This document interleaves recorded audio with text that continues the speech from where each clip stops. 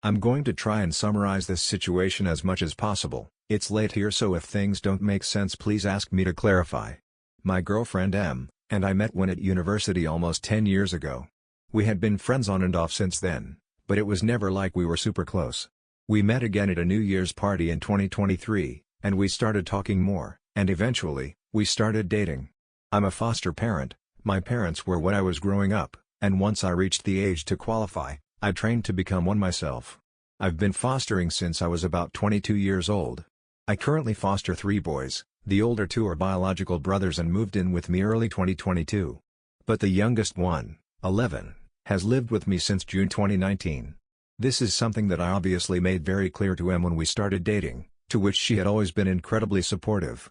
I introduced her as my girlfriend to them about 6 months ago. I know that took me a long time, but I'm super cautious with introducing new people to them, especially considering some of their past surrounding step-parents. She never rushed me into introducing them, and has never tried to force a relationship with them. Looking back, I don't know if she has even tried to form a solid relationship with them at all. 11 has been moved to a long-term placement with me, which is 2 steps below adoption. It means he is never going to be removed from my household or reintroduced back into his bio family.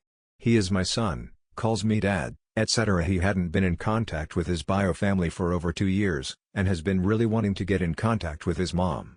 I have been trying my hardest to arrange this for him, but his bio mom just hasn't been willing. Since he's moved in with me, she's had 3 more children who have all stayed living with her. This is something 11 really struggles with. He has such complex feelings of abandonment that I couldn't even begin to unpick them here. But I have been working to build his self-worth back up. It has been a long road with so many ups and downs, but I feel like I am getting somewhere with him finally. Me and his social worker finally managed to arrange contact with his bio mom, and she agreed to meet him in person. This has been what he has been begging for years. It was arranged for last Sunday. Looking back, she immediately seemed off after I told her. When I asked, she just told me that she had had a bad day at work, even though she seemed fine prior. About 5 days after I told her when the contact was arranged for, she asked to meet up for a romantic dinner. I asked my mom to have the boys for the evening and met her at her favorite restaurant. And she told me she had booked a romantic lodge trip. I was initially excited. But I found out she had booked it for the same weekend 11 was meeting his bio mom. I told her I wouldn't be able to go, that I needed to be with 11 because I knew that he was going to have such a hard time processing his emotions and thoughts after his contact, and that he would just need that support. She went off on me, saying how I always prioritize the boys and never her, and how I should be happy that she booked and paid for the getaway even though I make more money than her. She said I should get my mom to do the contact, or ask their agency to arrange someone. I said no, I wanted to be there to support 11. She said something along the lines of, "You won't be able to do this when we have a child."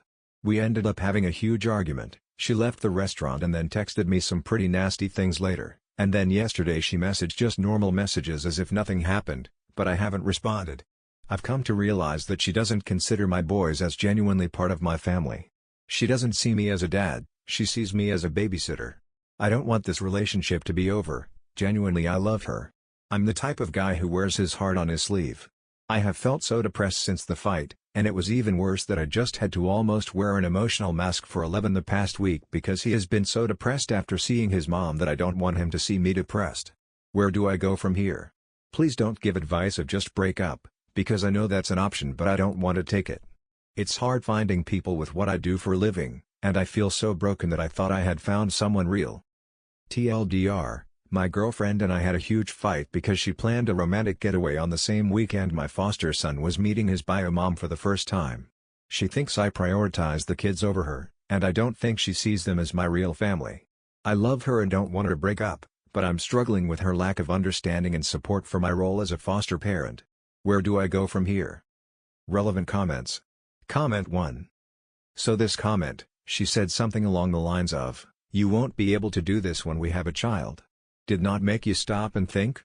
She fully expects you to stop caring for the children who are not yours if this is real, and you love these kids like you say you do. You have no choice but to break up.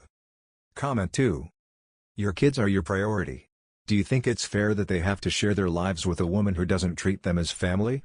If you're going to be a foster parent, then you need a partner that's on board with that. Don't settle for someone just because you don't want to be alone. Comment 3. I mean, yeah, you absolutely should prioritize your kids over her. The idea that her date plans should force you to cancel any pre-existing plans with your kids, much less a meeting this important to your son, is ludicrous. If you really want this to continue, and to be completely honest, most people wouldn't tolerate how she treated you, you're going to need to sit her down and reiterate that your kids are your priority and the pretty nasty things she said aren't okay, because staying with her long-term means she at some capacity becomes their mom. Comment 4. I feel like I'm going to get downvoted here, but I'm an adoptee and I have a different perspective. She's wrong for double booking, but she's also not wrong overall. You waited a long time to introduce them. And maybe they are a big part of your life, but perhaps because of the length of time you spent before the introduction, you didn't show her that in any meaningful way. Also, they're not your kids. They're not. So many people, even those with the best intentions, can put their own adult stuff onto kids in need. I'm not saying you're doing this, but some folks get a savior complex and consider themselves parents before they themselves are grown. They allow the relationships to get codependent. That can be real confusing to kids that can actually have their lives uprooted at any moment. I respect what you're trying to do, and I do think you did the right thing in siding with the plans you made with the boy. But she said, "You're not going to be able to do this when we have kids," makes me think that you didn't explain this situation to her properly. Did you have conversations at all regarding having biological children and how that would fit into your lifestyle? If not, I can't really blame her for her reaction. Update 1, July 9, 2024. Hi everyone, thank you guys for the support I got from my first post. I really appreciate all the love I got sent about me and my boys. I just wanted to clarify some things from my original post. Some people made a lot of really unfounded assertions about me and my family based simply on the post. People saying I would let Em abuse my sons, obviously not true, and I think it's mad that people even came to that conclusion. I was slow to introduce Em to my boys, due to their past trauma with step-parents. Only introducing them about 6 months ago. Looking back, I can notice that she was very distant with the boys, but at the time I had attributed that her maintaining boundaries because of their past trauma. I had people commenting that I would be giving my sons up, when I had biological children, simply not true, or even ever suggested by me. I don't really need to say this, but obviously not true, and pretty insulting thing to even try to suggest. I had people commenting that I shouldn't call my children, because they haven't been legally adopted. 11 has been long-term matched with me, and my other 2 are in the process. They are as permanent as biological children. I see them no different, and they don't see themselves as any different. I even had people saying I was perpetuating toxic masculinity by saying I was wearing a mask, to support 11 while he was depressed after seeing his mom.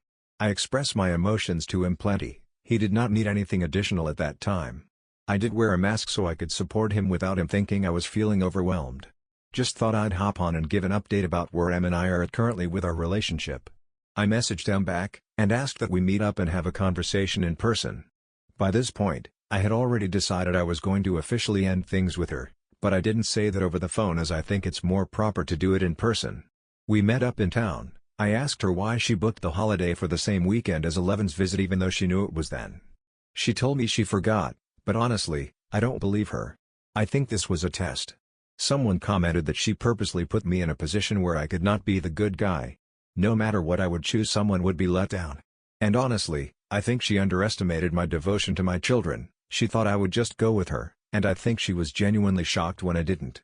But I don't understand why. I am quite accommodating, but I have always made it clear my children are my first priority. I asked her if she fully understood what my boys mean to me. She said she did. But then in the same breath tried to say again that I could have arranged for someone from the agency to take him to the visit. I asked how she would have felt if her father canceled an important day with you to go on holiday with his girlfriend. And she said to me, "You aren't their dad, you need to stop acting like you are." I tried to say something I had planned out before, but I am such a bad speaker it probably didn't sound anything as good as what I am about to write. But this is what my plan was: I am their father. I am. Just because they aren't related to me by blood does not make them my family. They are my children. The fact you think I'm not their dad is insane. There is absolutely no way I am letting you poison our relationship or act in any way toxic to them. They mean far, far more to me than you ever have or ever will. Our relationship is over. And I left.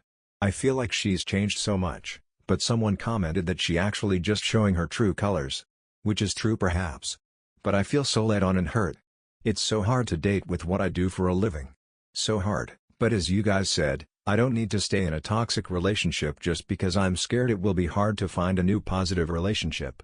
I also had people say it will be easier in my 30s compared to my 20s because people will want to settle down more. I hope that is true. But yes, we are completely through. If I could use this moment to say, people please look into fostering. Fostering is hard, so hard. But really worth it. You are actively creating a better future in life for an individual in ways that you might not even see, but you are. You are creating a safe and loving environment for an individual that may have never had it before. You are helping a person have a positive future whereas they may have just fallen into the cycle of abuse before. If you are a caring and loving person, please look into it. Relevant comments. Comment 1. Just want to say, thank you for being a great dad and putting your kids first. Comment 2. Super proud of you. You are a stand-up human. I hope you find a partner as committed to fostering as you and one day you and your future partner have many fostered and adopted children in a big house full of love. Even though it sucks because you're hurting right now, you always make the right decision for the kids. Good job, Dad. Hugs from an internet stranger.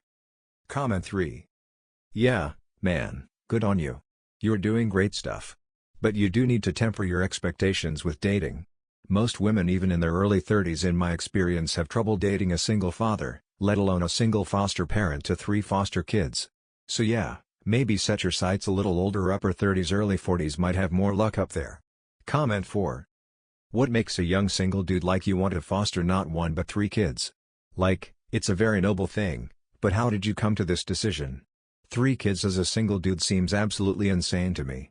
You're just going to sacrifice your money and free time for so many foster kids? How do you even have time to date someone? Comment 5. This is what makes me think your post is fake. Unless you're independently wealthy, there's no way you can survive and raise 3 kids on just the foster care stipend. OP. It's a completely different system in England compared to, I'm guessing you're from the US. I get paid around £24,500 per child. And that's for a standard child. It can go as much as like $40,000 per child. Here agencies don't want you working, they want you available all the time for the children. You can work though it's frowned upon, and it has to be flexible hours around the children. And so, your pay reflects the fact you have to make huge sacrifices to your career. I know it's a completely different system in the US, and though I've spoken to many American foster carers on Reddit I still don't really get your system. Comment 6. Sorry, I'm not involved in fostering and you described it as 2 steps below adoption, or words to that effect, so I assume there were following stages to formalize an adoption still pending. Either way, he is your son. But yes, I think that sums it up well, you couldn't win in that situation. I'm sure if you had chosen her, she would have questioned your potential loyalty to your future children if you were prepared to choose the trip over 11 in his hour of need, too. I would consider looking into details and experiences of coercive control, and ask yourself if you recognize any. It isn't exclusively something that happens to women, and it usually starts small and plausible and then escalates. This may be a warning sign that needs to be picked up on now, rather than later. OP. Thank you so much for your advice, honestly it has been a real eye-opener. She displays a lot of coercive control traits, something that genuinely never occurred to me before. Yeah, I explained it weird. Basically, in fostering there's short-term placement, they have plans to either reunify this child with their bio family, or have them adopted. Long-term placement, this child remains in foster care, but is permanently matched with their foster carer. There are no plans to move this child out of the household or reunify them with bio family. Parental responsibility remains with the LA. This is what 11 is currently on. Special guardianship order. The child remains a legal tie to their bio family but is no longer considered a foster child. The foster parent now has parental responsibility, they have a legal connection to their foster parent. This is what I'm seeking for 11, but it takes ages. Adoption, the child has no legal tie to their bio family. In the eyes of the law, he is no different from a member of your biological family. Comment 7. I'm an adoptive parent and I had to give a little side eye to OP as well. If he is so insistent that these are his children, why isn't he on the path to adopting them? If that were the case, there is 0% chance that he wouldn't have said so. He also apparently fosters children as his job? Which is not to say it isn't real work, raising any child is, but I can't help but think that would have an impact on the children. If they know that his income is based on taking care of them, how could they not, on some level, feel like they are a task instead of a member of a family? OP. 11 does not want to be adopted by me. I mean, he would love it, but equally, he wants to keep a legal tie to his bio family. When it's been explained fully to him, he has said it isn't something he wants to pursue at this time. I respect that. I won't pressure him into breaking a legal connection with his biological family that he can never get back. We are moving from being long-term matched to an SGO, which gives him a legal tie to me, and also gives me full parental responsibility, which would be great for me. I don't call fostering a job, but it is what I do for a living. I know this is very frowned upon in America, however, that is not the case where I live. Who I foster with actively discourages you to work. They want you available for the children whenever, and there are a lot of meetings and training required during normal work hours. The fact I do this for a living has nothing to do with adoption. If I pushed for adoption, my fostering allowance doesn't go away. I can push for it to be written into the adoption process, and even further until 11 is 21. Normal fostering allowance will stop when 11 turns 18. This is quite literally what I was referring to in my post about people making unfounded assertions based on nothing. Comments like yours are quite frustrating, honestly, and I genuinely feel they stigmatize foster children as not real members of the family, more than just being supportive. Comment 8. At what point is it sort of weird when you start insisting you are their real parent? For instance, as a volunteer who sees the kids once every 6 weeks, it would be weird to insist you're their permanent and real parent, right? OP kept insisting all the kids, including the ones who are at least 3 levels below adoption, if not more, are his kids. With his own background of being fostered, isn't this a red flag that OP himself might have some self-reflection to do? OP. No, because that's how they consider themselves. Adoption is not what makes someone my child. Legally perhaps, emotionally, no. Plus adoption is not a straightforward path, and isn't the correct path for all children. It's always been my ideology to follow the child's lead.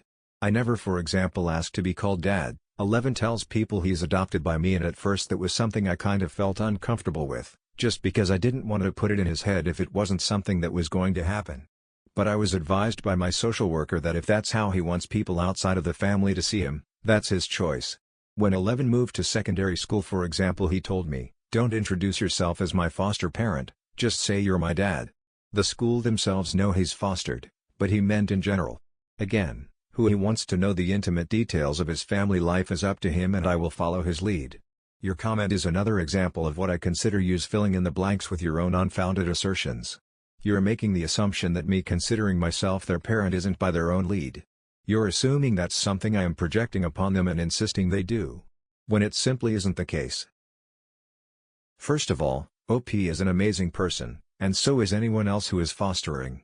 Secondly, OP's ex-girlfriend 100% knew what she was doing when she booked the trip. Like, there's no way she wasn't trying to make OP choose her over them. Anyway, that's all for this video. If you enjoyed, please like and subscribe. Thank you for watching. I will see you in the next video.